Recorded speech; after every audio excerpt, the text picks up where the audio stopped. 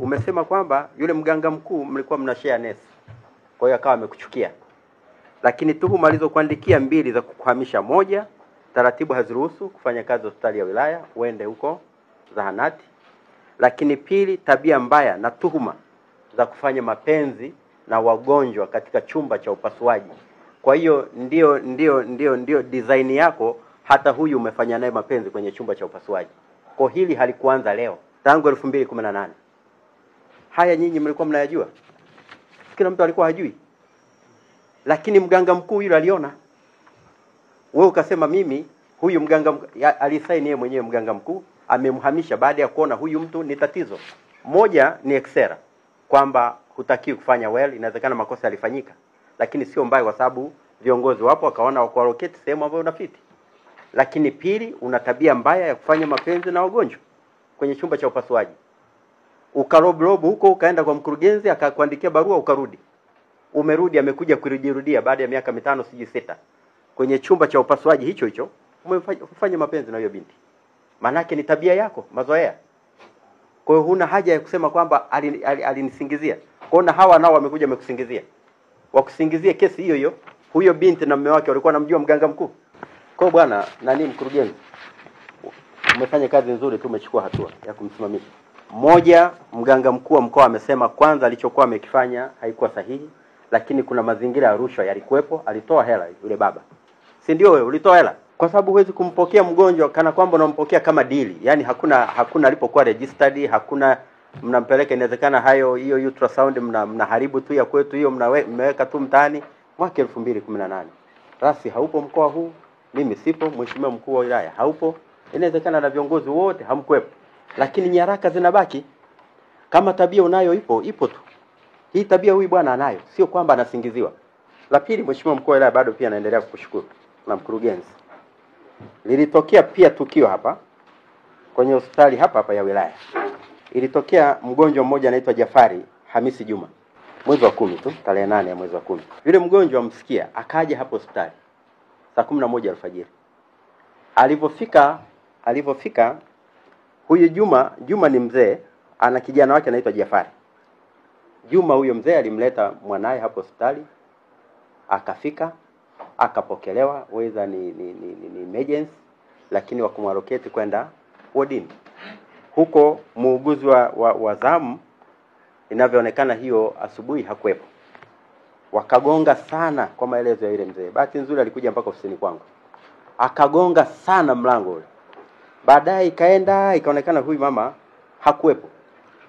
Akapigiwa simu huko alikokuwa, akaja amekasirika kweli kweli. Alipokuja anasema, nyie washenzi ndio mnaosababisha mimi napigiwa simu kuja kuwaona nyinyi wapumbavu nyinyi, na siwahudumii. Sasa nendeni popote mtakapoenda. Huyu baba alipiga magoti, anamuomba radhi kama wamekosea. Tunaomba utusamee, ni kutokujua. Anasema nimewambia nendeni popote, sitawahudumia. Akakata. Wakarudi kule, sijui nini kiliendelea, lakini akaweka msimamo na hakuna chochote kiliendelea. Huyu baba akaona mwanae asije akafia pale, akambeba akarudi naye nyumbani. Yule kijana akafa. Nesi huyo au ni muuguzi yupo ofisini pale, mkurugenzi. Not fair.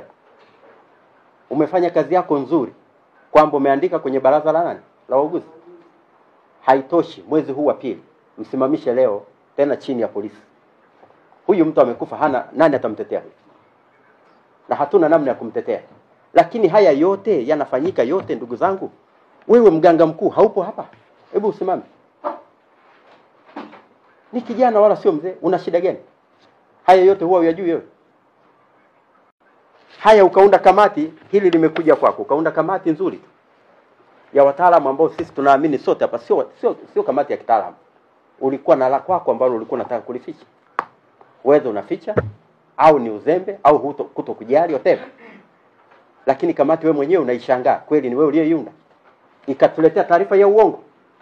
Mganga mkuu wa mkoa akaunda kamati ya wataalamu, ikaleta na comprehensive report.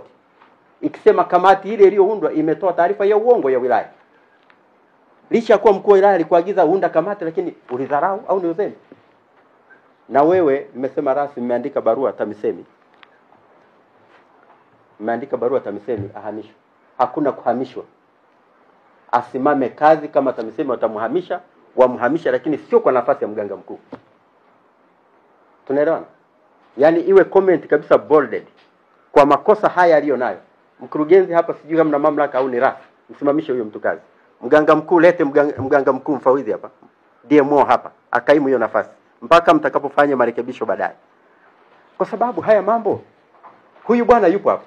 Huyu mtu amekuja amekufa, ametuundia tume ya uongo na kweli. Uongo tu.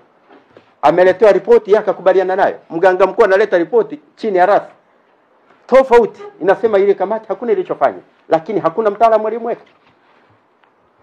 Huyo nesi wewe na yule uliyempa mwenyekiti wa kamati, afisa lishe sijui nani, wote msimame kazi. Mganga mkuu leo lete DMO hapa kaimu nafasi. Hata hapo tafuta madaktari sio wapo wenye nidhamu na adabu hata pale mkoani. Lete mtu akaimu nafasi. Toa kitete daktari pale aje akaimu hapa. Kwa sababu sasa hawa mambo tu yafanyeje? Leo huyu mtu anabaka wagonjwa ofisini, wodini. Huyu anasema sikutibii, nenda popote. Manake popote utakapompeleka hawezi kufanyiwa kazi. Sasa asimame nione atakaye kuja kuniuliza. Mambo gani sasa haya? Tufanyeje? Hao wananchi waende wapi? Huyu wakati anabaka alikuwa na daktari mmoja yule. Hatumtuhumu yule mama, lakini ahojiwe. Yule ambaye alisema kwamba siwezi kumvua whatever mgonjwa siji mpaka daktari wa kike awepo au muuguzi wa kike, yule ahojiwe. Kama kuna makosa na yeye aingizwe kwenye makosa. Ahojiwe seriously. Kwa sababu kama lengo ilikuwa ni kwenda kushuhudia, kwa nini aliondoka akamwacha yule na mgonjwa? Jamani ndugu wajumbe, poleni, lakini ndio mikasa iliyotokea. Mkuu wa wilaya pole, kazi yako umeifanya vizuri, tunakushukuru. Mkurugenzi, unafanya kazi yako vizuri, na vyombo vyote mliopo hapa. Mimi sina mashaka kwa sababu mambo yote haya tayari mlishachukua hatua.